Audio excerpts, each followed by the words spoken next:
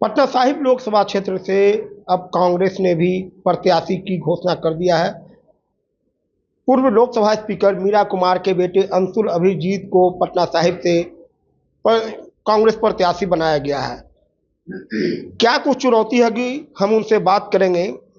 हमारे साथ है अंशुल अभिजीत जी। सर, आपके साथ बड़ी चुनौती है क्योंकि यार बीजेपी के कद्दावर नेता रविशंकर प्रसाद जी आपके प्रतिद्वंदी रहे। सबसे पहले तो मैं कांग्रेस आलाकमान को अपनी कृतज्ञता दूंगा कि मुझ पे भरोसा किया। देखिए, चुनौतियां तो हर चुनाव में होती हैं। चुनौतियां तो प्रतिद्वंदी के सामने भी हैं। वो बड़े वरिष्ठ हैं, बहुत सियासत में उनका तजुर्बा है। मुझे कोई व्यक्तिगत उनसे कोई लड़ाई तो है नहीं, लेकिन ये लड़ाई है विचारधारा की लड़ाई। जो विचारधारा की वो वकालत करते हैं, लोगों को बांटना, सांप्रदायिकता, कैसे कैसे बयान देना, आर्थिक विषमताएं हैं, अयोग्यता, ये सब इस पार्टी से और इनके लोगों से जुड़ी हुई है। तो ये विचारधारा की लड़ाई है। हमारी जो विचारधारा है कांग्रेस की, महागठबंधन की, हम जो वकालत कर रहे हैं वो सामाजिक न्याय की वकालत कर रहे हैं। आर्थिक विषमताएं जो हैं उनको हटाने की, बेरोज़गारी, मंदी, मुफलिसी, ये हटाने की। यहाँ पर भाजपा सरकार अपनी अक्षमता के कारण इस मोड़ पे ले आई है इस मुल्क को कि यहाँ पर बहुत सारी परेशानियाँ हैं, दिक्कतें हैं, और हम कह रहे हैं कि हमें एक तरह सरकार में आना चाहिए और एक सकारात्मक 5 गारंटी लेके हम आवाम के बीच में आ रहे हैं। और मुझे लगता है कि पटना की आवाम, ख़ास तौर से पटना साहिब की बात की जाए तो यहाँ पर लोग उपेक्षित महसूस कर रहे हैं। उनकी जो रंजिशें हैं, उनकी जो परेशानियां हैं, वो एक तरह से अपनी सही जगह पहुंच नहीं रहे, क्योंकि यहाँ पर तो पोस्टर लग गए थे तलाश गुमशुदा। यहाँ के जो सांसद थे, माननीय सांसद, वो इतने दिन दिखाई नहीं दिए। तो यहाँ पर खुद नाराज़गी है, और ये नाराज़गी तो भाई व्यक्त हो चुकी है और आप लोगों ने अपने चैनल के माध्यम से उसकी पुष्टि भी की है। तो ये यहाँ की हालत है। पर हमारा जो एजेंडा रहेगा वो एक सकारात्मक एजेंडा रहेगा। मेरा जो एजेंडा रहेगा एक पटना के शहर के लिए और इसकी आवाम के लिए, यहाँ की आवाम के लिए, वो एक सकारात्मक एजेंडा लेके मैं मैदान में उतरा हूँ। जब तो एक सवाल ये भी है कि जब चुनावी घोषणा हुआ, काफी दिन लग गए कांग्रेस को प्रत्याशी चुनने के लिए पटना साहिब में, आखिर वजह क्या रही? नहीं, देखिए, ये इसका वो होता है कि चुनाव में एक नाम घोषित हो जाता है तो फिर चुनाव लड़ा जाता है। ये हो चुका है, तो अब चुनाव लड़ने की बारी है। आप पृष्ठभूमि में जाने से कोई फायदा नहीं। चुनाव लड़ने की बारी है, और मैं यहाँ पर चुनाव लड़ने भी नहीं आया हूँ, ये मैं चुनाव जीतने आया हूँ।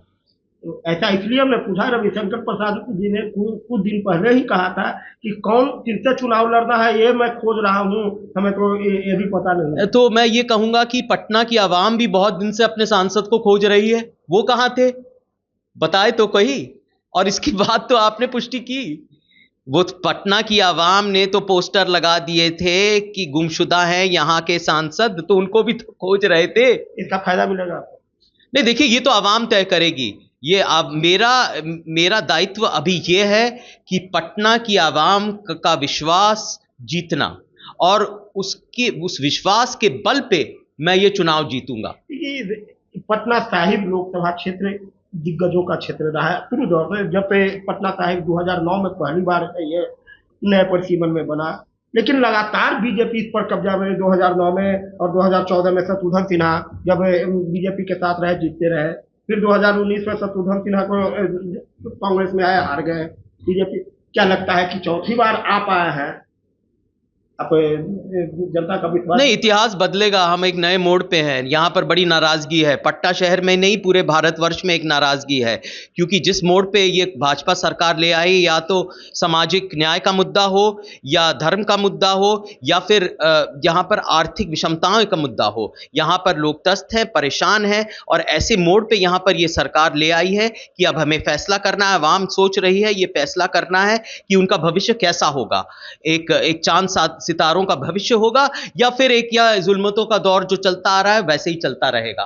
तो ये फैसला करना है आवाम को, और ये आवाम जानती है कि अब ये जो प्रचार हो रहा है ना, सरकार की सब खुशहाली है, यहाँ पर जो गरीबी है वो चली गई है, कि गरीबी सिर्फ 5% पे आ गई है। ये सिर्फ फर्जी और गलत आंकड़े हैं। गलत आंकड़ों के प्रचार करके भाजपा ये चुनाव नहीं जीत सकती। एक चीज और, सासाराम सीट भी कांग्रेस के खाते में गई है, लेकिन आपके माता मीरा कुमार जी 2 बार सासाराम से सांसद रही है। आपके ये एक बड़ा नाम है, जगजीवन बाबू का बड़ा नाम है, मीरा कुमार जी का, आपको वहां से टिकट न देकर पता था कि नहीं, देखिए, टिकट तो हम कहीं से भी ये होता है, जो पार्टी जो उचित समझे वो करती है, ये पार्टी का निर्णय होता है। हमें जहां से कहा जाता है वहां हम लड़ते हैं, हम जीतते हैं। देखिए, मेरी पृष्ठभूमि है और ये पटना से जुड़ी हुई पृष्ठभूमि है। जिस मकान में आप बैठे हैं, ये मेरे नाना जी बाबू जगजीवन राम का मकान है। यहां पर भारत छोड़ो आंदोलन का संचालन इसी मकान से हुआ था, कांग्रेस का। तो ये ऐतिहासिक मकान है और यहां पर मेरी मां की पैदाइशी, मीरा कुमार जी की पैदाइशी भी इसी मकान में हुई थी।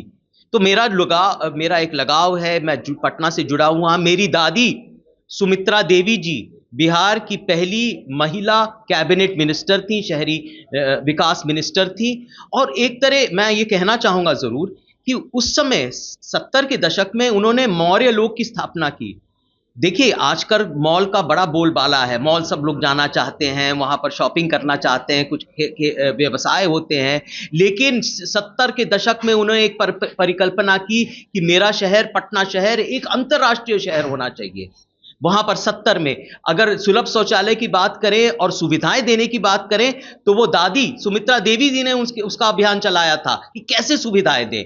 तो ये मेरे परिवार में है, ये जनसेवा है, ये मेरी पृष्ठभूमि है, उसके मुझे फक्र है। उसके बल पे भी, अपनी उपलब्धियों के बल पे भी, और फिर कांग्रेस की जो उपलब्धियां हैं, उसके जो गारंटीज है, महागठबंधन है, इसको नहीं भूलना चाहिए, महागठबंधन का चुनाव है, सबको लेके मैं चुनाव के मैदान में आया हूं।